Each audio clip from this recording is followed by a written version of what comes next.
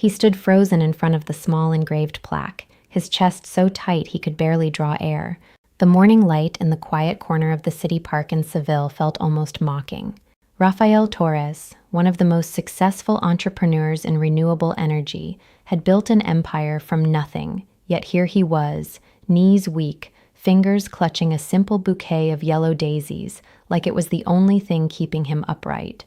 Every week for the last 6 months he came to this exact spot, the remembrance bench he had quietly commissioned after the divorce turned ugly. "For my girls, always in my heart," the plaque read. Elena and Lucia. He had believed they were gone from his life forever, taken away in the chaos of the separation when his ex-wife Laura announced she was starting over far away and the girls didn't want to see him anymore. The papers, the lawyers, the cold final messages, everything had convinced him the bond was broken beyond repair. Rafael dropped to one knee, placing the flowers gently on the bench. His hands trembled. Memories flooded in without warning, tiny giggles echoing through their old apartment, sticky fingers grabbing his tie when he tried to leave for work, bedtime stories where he made silly voices until they fell asleep against his chest. Then the divorce, the arguments about the company shares, Laura's sudden decision to relocate, and the silence that followed. No calls, no visits, just emptiness. He whispered, voice cracking. "I'm so sorry I couldn't fight harder for you two. I thought I lost you for good." That was when he heard it. Soft, hesitant footsteps on the gravel path behind him. Rafael wiped his eyes quickly and turned. A boy, no older than 8 or 9, stood half hidden by a nearby tree. Thin as a reed, clothes patched and faded, oversized cap pulled low over messy dark hair, scuffed shoes that had seen too many streets. The kid watched him with eyes that looked way older than his small frame. Rafael cleared his throat, trying to sound steady. "Hey, little guy. You okay? Lost?" The boy didn't run. He took one careful step closer, then another, until only a couple of meters separated them. Those eyes, deep, serious, carrying a weight no child should have, locked onto Rafael's. "Señor," the boy said quietly, voice a little rough, like he wasn't used to speaking much. "You're crying for them, right? For the twins?" Rafael blinked, heart skipping. How do you know that?" The boy pointed a small, dirty finger at the plaque. "Elena and Lucia, your daughters." Rafael felt the world tilt. "Yes, they're not with me anymore. I thought I'd never see them again." The boy lowered his head for a second, then looked up with something like fear mixed with determination. "Señor, please don't cry like that. They're not gone." Rafael's breath caught hard. "What are you saying?" "They're alive," the boy whispered. "I've seen them. I've been taking care of them." The words hit like a wave. Rafael grabbed the edge of the bench to stay upright. Alive. The word echoed in his head, cracking open every wall of grief he had built. For months he had carried the weight of believing his girls were lost to him forever, and now this child was standing here, telling him the impossible. "What's your name?" Rafael asked, voice hoarse. "Mateo," the boy answered softly. "Mateo, please tell me everything. Right now." Mateo glanced around the empty park like he was checking for ears, then stepped even closer. "I look for useful things every night in the big recycling yard on the edge of the city. You know the one, old factory zone where people collect scrap for money. A few months back, on a really cold night, I heard crying. Not loud, but 2 little voices together. I thought it was cats at first, but no. It was 2 tiny girls, huddled under some old blankets someone had left behind near the sorting piles. Rafael's legs felt like they might give out. Blankets? With hospital tags? Mateo nodded slowly. Little wristbands. Names on them. Elena and Lucia. I knew right away they were someone's babies. I couldn't just leave them there, so I started bringing them whatever I could find. Clean water from the fountain, pieces of bread from the bakery bins, warm clothes people sometimes drop off for recycling. I hid them in a safe corner behind the old metal containers where nobody goes at night. They're scared of strangers, but they trust me now. Rafael pressed a hand to his chest, trying to steady the wild beating. His mind raced through every memory of the divorce. Laura's rushed messages saying the girls were fine and didn't want contact, the custody papers that felt off, the way she blocked every attempt he made to reach them. None of it added up now. Why didn't you tell anyone sooner? Mateo looked down at his worn shoes. I thought maybe you were like the others, the ones who left them. I didn't know if you'd come or if you'd just make things worse. But yesterday I saw you here crying like your whole world ended. I couldn't keep it secret anymore. They ask for Papa sometimes when they're tired. They look like you too, same eyes. Raphael felt tears sting again, but this time they were different. Hope, raw, terrifying, beautiful hope, flared inside him for the first time in half a year. Take me to them, Mateo. Please. I need to see my daughters today. The boy hesitated, biting his lip. Not right now in daylight. Too many people around the yard. They get scared and hide deeper. But tonight, when it's quiet, I know a back way nobody uses. You have to promise to go slow. They don't trust grown-ups yet. Raphael nodded without thinking twice. I promise. Whatever it takes. I won't scare them. They left the park together, Raphael in his crisp, dark jacket walking beside this small street-smart boy in rags. The contrast was striking, but he didn't care. All he could think about were Elena and Lucia, alive, somewhere in that sprawling recycling yard he had driven past 100 times without ever imagining his own children could be there. Mateo moved quickly, knowing every shortcut through the narrower streets where the city started to fray at the edges. Old apartment blocks gave way to warehouses, then to the first glimpses of towering scrap piles. You really take care of them every night? Raphael asked quietly as they walked. Mateo shrugged, but his voice was proud. I do what I can. I sing them the same little song my grandma used to sing me before I was on my own. They calm down when I'm there. I never let anyone near their hiding spot. Raphael felt a sharp twist in his heart. This child, who had nothing, had become more of a protector to his daughters than he had been able to be these past months. Guilt and gratitude tangled together inside him.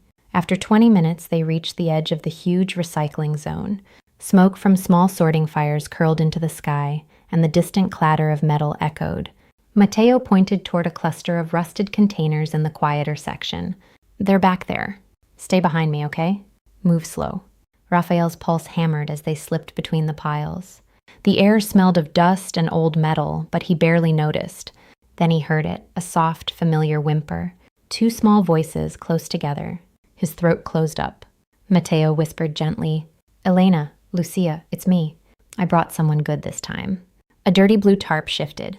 Two identical little faces peeked out, wide dark eyes, messy curls, cheeks smudged but unmistakably his.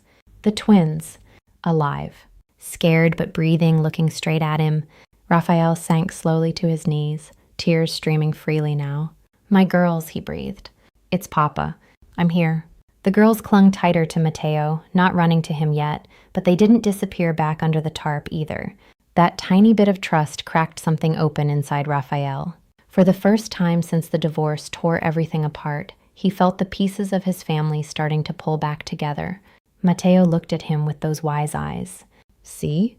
They're waiting for you. Just give them time. Raphael nodded, heart full to bursting. He had found them. Now he would do whatever it took to bring them home, all three of them.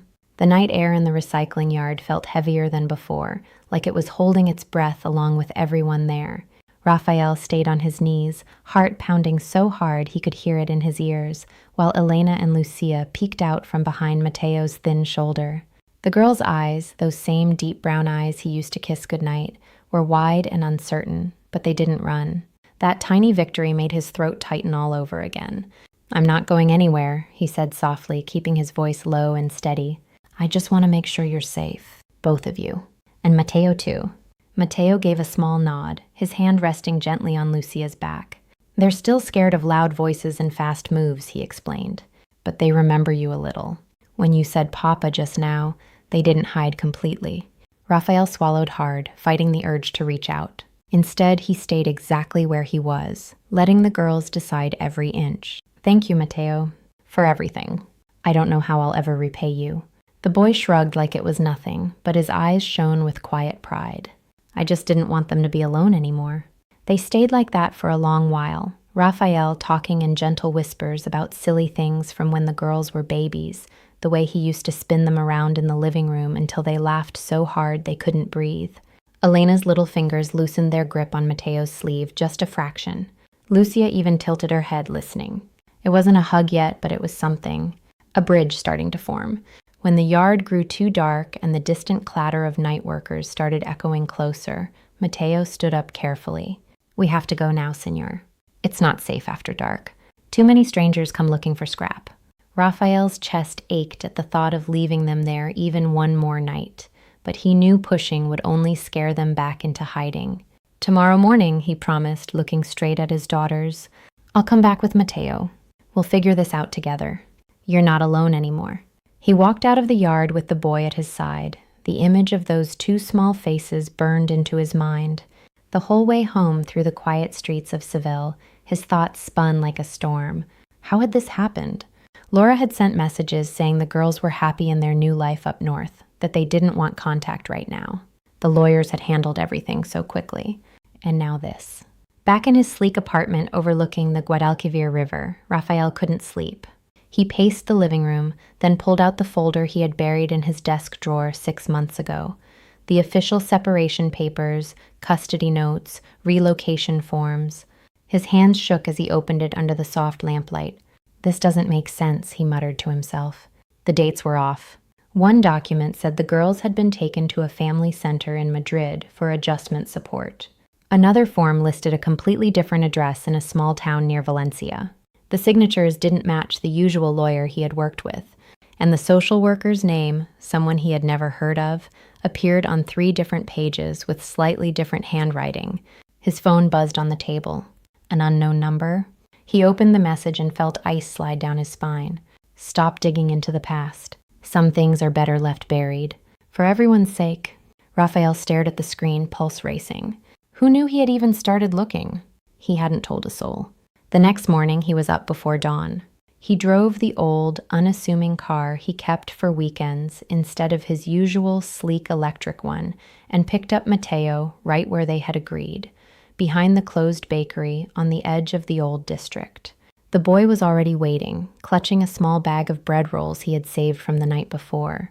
You really came back, Mateo said, voice full of quiet wonder. I told you I would, Raphael answered, ruffling the boy's cap gently. Let's go get my girls. They took the same hidden path into the recycling yard. The morning light made the piles of metal and plastic look less threatening, but Raphael's nerves were still on edge. When they reached the hidden corner behind the rusted containers, Mateo called out softly, Elena, Lucia, it's us. Papa's here again. The blue tarp moved. 2 little heads appeared, and this time Elena actually took one tiny step forward before stopping. Raphael's heart soared. Hi, my brave girls, he whispered. I brought something for you. He pulled 2 small stuffed rabbits from his coat pocket, soft, clean, with floppy ears just like the ones they used to love. He placed them on the ground halfway between them, not forcing anything. Lucia's eyes lit up for a second. She glanced at Mateo, who gave her an encouraging nod, and she inched closer until her fingers brushed one of the rabbits. That's right, Raphael said, smiling through the tears he couldn't hold back. They're yours, just like you are. While the girls examined their new toys, Raphael turned to Mateo and kept his voice low. I looked at the papers last night. Something's wrong with the whole story Laura told about the separation. The addresses don't match. The people who signed the documents, I don't even know who they are. Mateo frowned, thinking hard. The night I found them, there was a fancy white car. It left really fast, like someone didn't want to be seen. A woman was driving. Long hair, nice coat. She dropped the blankets and drove off before I could get close. Raphael felt the ground shift under him. Long hair, nice coat. It sounded exactly like Laura. I need to check one more place today, he told the boy. But I'm coming back tonight. We're going to make sure no one takes them away again. He spent the rest of the day moving like a man on a mission. First, he visited the family center listed in the papers.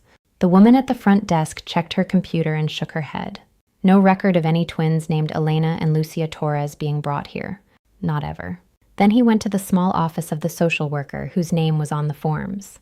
The door was locked, and a handwritten note said the person had left the city months ago, right after the separation was finalized. His phone buzzed again. Another message from the unknown number.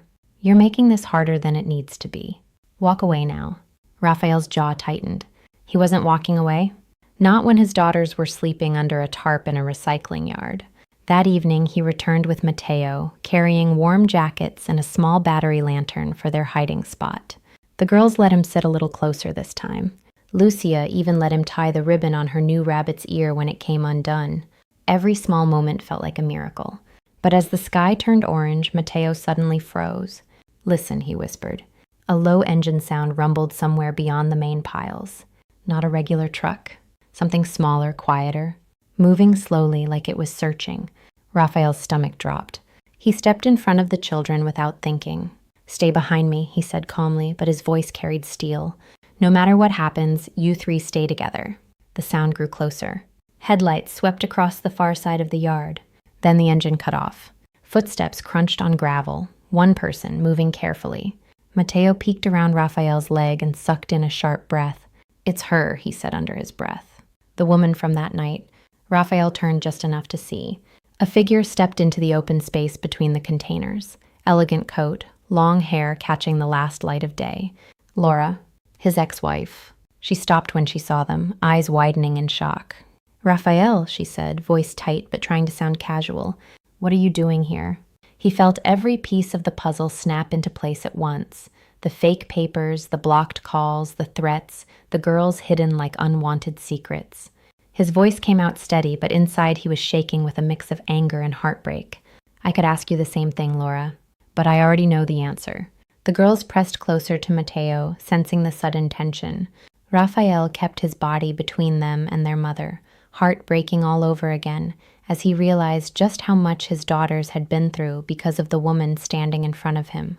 This was only the beginning of the truth coming out, and he wasn't going to let anyone stop it now. The recycling yard seemed to hold its breath as Laura stood there under the fading orange light, her elegant coat suddenly looking out of place among the rusted containers. Raphael kept his body firmly between her and the children, every muscle tense, but his voice stayed calm and low so he wouldn't frighten Elena and Lucia. "Laura," he said, meeting her eyes without blinking, "I already know the answer. You left them here. You made sure the papers said they were gone so I wouldn't look for them." Laura's face paled. She took a small step back, fingers tightening on the strap of her bag. "Raphael, it wasn't supposed to be like this," she answered, voice shaking just a little. "I thought if I gave them a quiet place for a while, away from the fighting over the company shares, everything would settle down. The lawyers said it would only be temporary. I never meant for them to end up here." Mateo stepped forward just enough to stay protective beside the twins, his small hand resting on Lucia's shoulder. "You left them with nothing," he said quietly, but there was steel in his young voice. "I found them crying under those blankets. I've been the one making sure they had water and bread every night." Raphael felt a fresh wave of pain mixed with something sharper, understanding. He looked at his ex-wife and saw the exhaustion in her eyes, the same exhaustion he had carried for months. "You were scared of losing control of the company, weren't you?" he asked gently. "The custody battle got ugly, and you thought hiding the girls would keep me from fighting for them. But it went wrong. They ended up alone." Laura lowered her gaze, tears gathering at the corners of her eyes. "Yes," she whispered. "I panicked. The board was pressuring me, saying the girls would complicate everything if you got full custody. I arranged what I thought was a safe temporary place with someone I trusted. But that person, they just dropped them off here and disappeared. I came back later looking for them, but I was too afraid to tell you the truth. Every time you tried to call, I told myself it was better if you believed they were far away and happy. I was wrong. So wrong." Elena's little fingers curled tighter around the stuffed rabbit Raphael had given her earlier. She peeked out from behind Mateo, eyes moving between her parents. Lucia did the same, her bottom lip trembling but not crying. Raphael's heart squeezed at the sight. His daughters had heard more than enough fear in their short lives. He knelt slowly again, keeping his movements gentle and open. "Girls," he said softly, looking only at them, "your mama and I made some big mistakes. But none of that matters right now. What matters is that you're safe, and I'm never going to let you feel scared or alone again. Papa is here, and Mateo is here too. We're all staying together." Laura wiped her eyes with the back of her hand. "I don't want to fight anymore, Raphael. I just want them to be okay. If you'll let me, I'll help fix this. No more hiding. No more papers or lawyers trying to keep you away." Raphael nodded once, the anger in his chest softening into something quieter. Relief, maybe even the first hint of forgiveness. "We'll figure the company stuff out later," he told her. "Right now, the only thing that matters is getting these three out of this yard and into a real home. Together." Mateo looked up at him, eyes wide with surprise. "Together?" he asked, voice small. "Even me?" Raphael reached out and placed a warm hand on the boy's shoulder, careful and steady. Especially you, Matteo. You kept my daughters alive when I couldn't. You sang to them, you protected them, you gave them hope every single night. You're part of this family now, if you'll have us. The boy's chin wobbled. For the first time since Raphael had met him, tears slipped down his dirty cheeks without shame. I'd like that, he said, almost too quiet to hear. I really would. Elena took the bravest step yet, one small foot forward, then another, until she stood right in front of Raphael. She looked up at him with those huge, trusting eyes and lifted the stuffed rabbit like she was offering it back. Papa, she whispered, the word cracking open something deep inside him. Lucia followed right behind her sister, clutching her own rabbit to her chest. Both girls leaned in at the same time, their small bodies pressing against Raphael's jacket in the gentlest, most careful hug he had ever felt. He wrapped his arms around them slowly, not too tight, just enough to let them feel safe. The scent of dust and old metal mixed with the faint smell of the clean jackets he had brought, and for a long moment the whole world narrowed down to those two little hearts beating against his. Laura watched from a few steps away, tears falling freely now. I'm so sorry, she said again, voice breaking. To all of you. Raphael looked over the girls' heads and gave her a small, tired smile. We all made mistakes, Laura, but we're fixing them starting today. No more secrets. No more running. Matteo wiped his face with his sleeve and stepped closer until the four of them formed a quiet circle. The twins reached out one hand each and grabbed his fingers, pulling him right into the middle. Raphael felt his eyes sting as he watched the boy, the little hero who had carried the weight of two tiny lives, finally let himself be part of something bigger than survival. They left the recycling yard together as the last light of day disappeared behind the city skyline. Raphael carried Elena on one hip and held Lucia's hand on the other. Matteo walked right beside him, and Laura followed a step behind, carrying the small bag of things the children had collected during their months there. No one spoke much on the way to the car. The silence felt warm, full of new beginnings instead of old pain. Later that night, back in Raphael's apartment overlooking the river, the girls took their first real bath in months. They splashed and giggled softly while Matteo helped Raphael warm milk and find clean pajamas that were just a little too big, but felt like clouds compared to the rags they had worn. Laura sat on the couch, quietly signing new papers he had prepared earlier, simple ones that gave him full custody and let her visit whenever she wanted. No fighting, just peace. When the twins finally fell asleep, curled up together in the big guest bed, with Matteo tucked protectively on the other side, Raphael stood in the doorway and watched them breathe. His heart felt full in a way he hadn't known was possible. We did it, he whispered to himself, a soft smile tugging at his lips. We really did it. Matteo lifted his head from the pillow, eyes already heavy with sleep. Raphael, thank you for letting me stay. Raphael walked over and ruffled the boy's hair gently. No thanks needed, son. You saved them. Now we get to save each other every day from now on. Laura paused in the hallway on her way out, looking smaller and softer than he had seen her in years. I'll come by tomorrow if that's okay, she said quietly, to help with whatever they need. Of course, Raphael answered. We're all in this together now. She nodded, a small, hopeful smile breaking through, and left the apartment with lighter steps than when she had arrived. Raphael turned off the light and stood there in the gentle glow from the city outside the window. The three children slept soundly for the first time in half a year, safe, warm, and loved. The long road of healing was just beginning, but for the first time since that painful morning in the park, Rafael Torres knew without any doubt that his family was whole again. If this story touched you, support the video with a like. Which moment was the most powerful for you? Write in the comments. Thank you for watching until the end. Subscribe to the channel so you don't miss new life stories. See you soon.